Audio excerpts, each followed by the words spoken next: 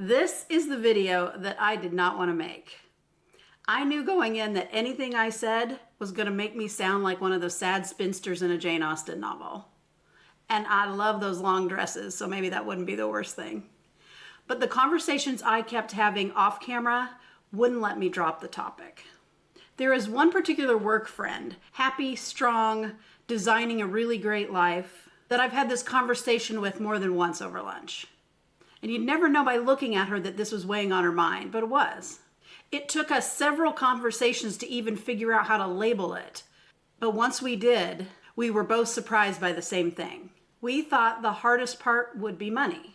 I mean, who wouldn't want a second Social Security check or a second pension in one household? I mean, that'd be amazing. The surprising thing about planning to retire solo, it wasn't the money that was the most stressful. It was the carrying the weight of every big decision on our own.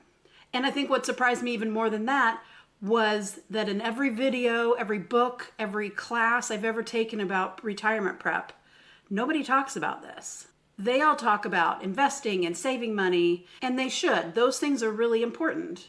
But hardly anyone talks about having to carry the emotional weight of having every decision stop with you.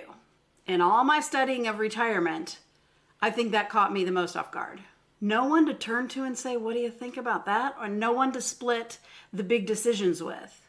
It's like those commercials where the old people are in the kitchen and they're talking over the insurance plan sold by the old Hollywood star. Those old people are my age now. Anyway, housing, healthcare, estate planning, downsizing, insurance, all of those things now land on your plate. You research them, you sift through them, you go through the propaganda and the hype, you sign them, and you live with them. And even when you hit that wall where you can't make one more decision, the decisions are still there waiting for you. Yuck. You don't want necessarily somebody just to solve it for you, but it would be nice to have somebody to run it by and somebody to say, yes, that's genius, great. Sometimes you don't need answers, you just need another brain. I've thought about this a lot because sometimes when I'm tired and I'm weak and I've just had it, I would love the luxury of somebody I trust to carry some of the load. But here's the strange part. None of these decisions are impossible. They're not even the hardest decisions I've ever made. But I think it's the doing it alone all the time that gets exhausting. When I was talking to that work friend, I realized how this solo decision-making fatigue shows up for me in my own life. I have terrible buyer's remorse. I always have it for every big decision, which I think is just the fear of making the wrong big decision, that I don't really have the money to fix all the things I could mess up. For example, once I had the luxury of buying a brand new car and I got to pick everything on it. And when it came time for me to go pick it up, I hated it. I just hated it. Thankfully, I did not go alone, and my best friend was there, and she talked me off the ceiling and made me realize that maybe I didn't hate it. I was just afraid. She and I used to joke that if I ever did get married, I'd wake up on my honeymoon the next day and be like, nope. Another way this is showing up for me right now is just last night, actually, somebody asked me if I was going to get any more pets. You know about my kitties that died a couple of years ago. And I said, knowing now what the end looks like and the things I had to do alone, if you've ever had to give a cat an enema by yourself, you simultaneously never want to do that again and know you can do anything. But anyway, I digress. Knowing what that looks like and having to face that alone, the fear, the stress, the decisions to be made, I don't know when I'll be ready to do that again. And I don't know if I'll ever be ready to do that by myself. That's not a financial decision. That's an emotional load problem. But we already know the remedy to all this. I've mentioned it twice in this video so far.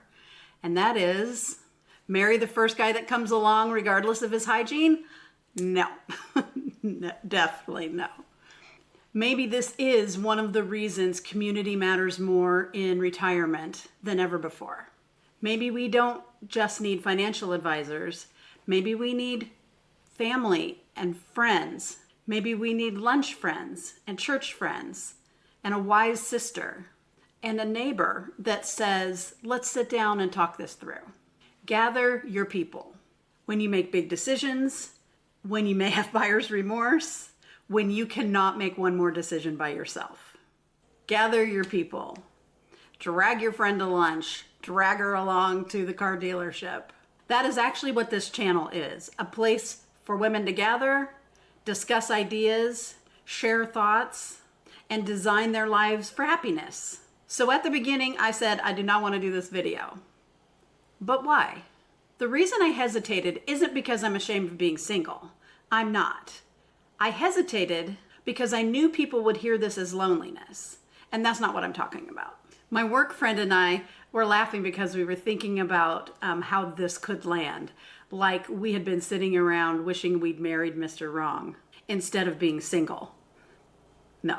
We'd rather be single than carry somebody else's chaos. This isn't about wishing we'd made a different choice.